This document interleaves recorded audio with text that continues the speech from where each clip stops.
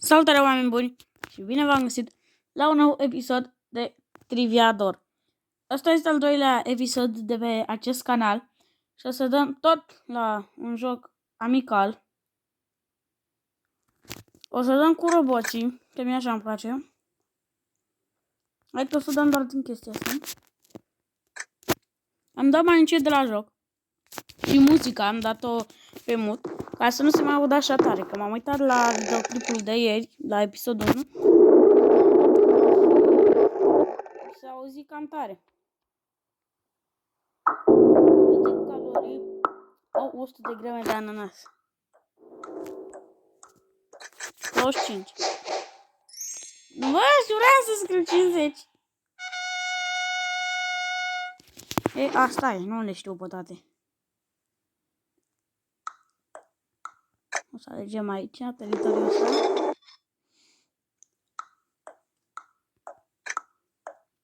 What? Și teritoriul ăsta.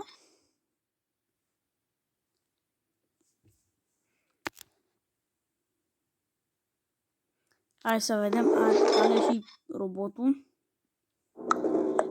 Din ce an datează cel mai vechi vin considerat? Nu știu.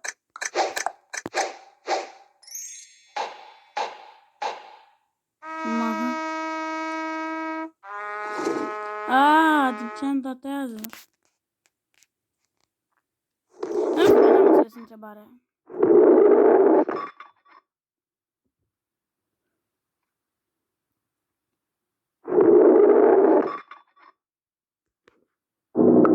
Câte ore de somn sunt recomandate pe la noapte?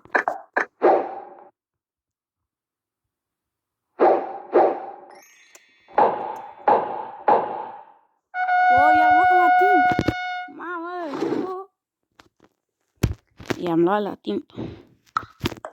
Dacă vreți și episoade cu Among Us, o să-mi scrieți în comentarii că o să filmez și cu Among Us.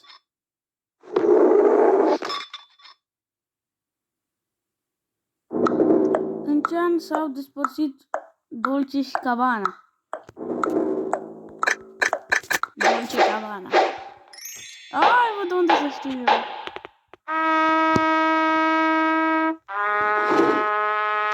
N-ai văd.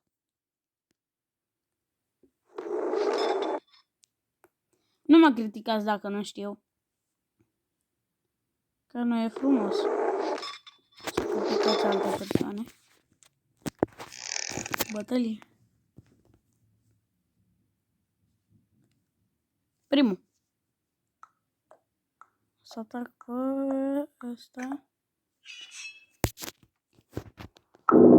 Din ce țară provin cele mai multe feluri de brânză?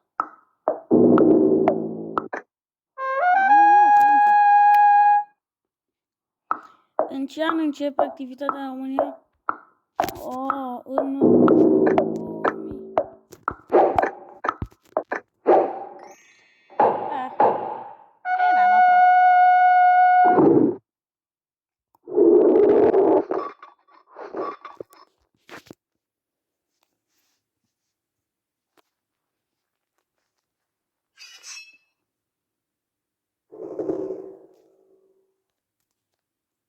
Ce este un de lemn?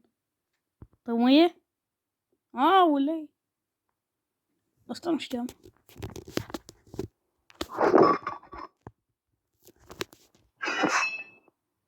Ia. Cine produce parfumul de femei?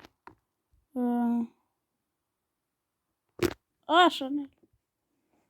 Nici nu l-am văzut jos acolo. Bă, dar numai ăștia se atacă între ei, mă? Ce naționalitate avea femeia care a câștigat Miss Univers 2015? Româncă? Filipineză? Bă, dar româncile noastre nu. Ce cantitate de vitamina C conține gătime de garduri?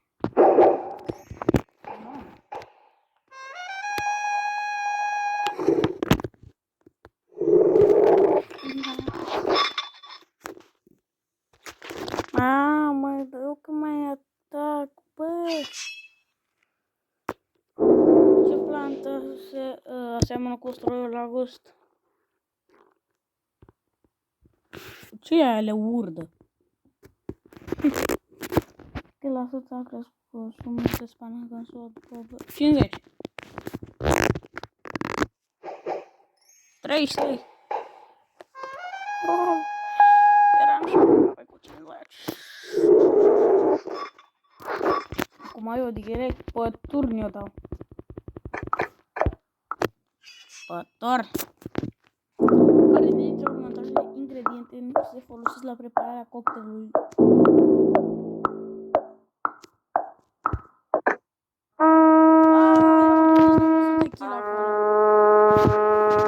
Ce prăjii sunt.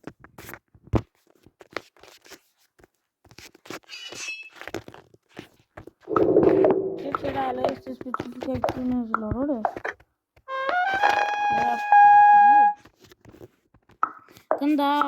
Când a avut loc primul Miss România?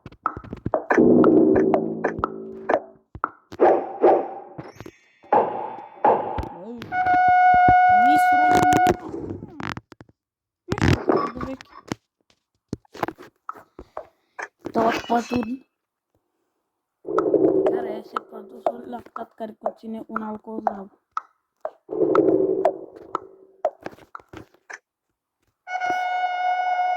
Chefirul. Ce se servește de obicei în Franța?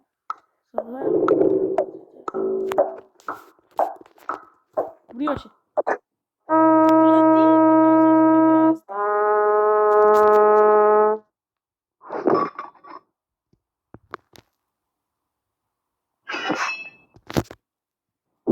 Dintre următoarele alimente este cu carbohidrați. Toate sunt corecte. Învățarea tehnologică.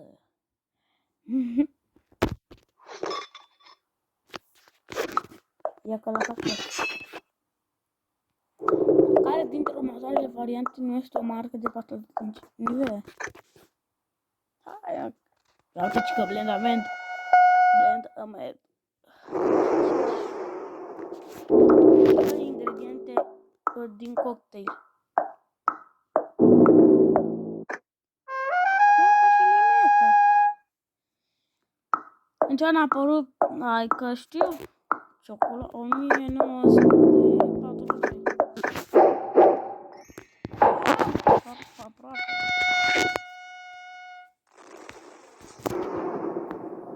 Care dintre următoarele preparate este de post mascarpone, tofu?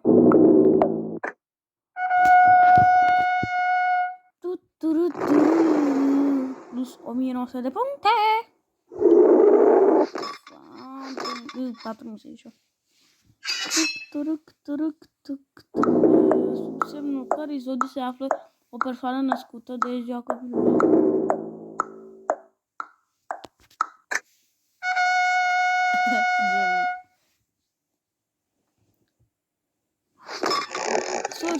Sfârșit de joc. Și o să punem capăt acest episod aici. Dacă v-a plăcut, nu uitați să dați un like, să vă abonați dacă vreți și lăsați un mic comentariu, dar nu de hate. Pa, pa!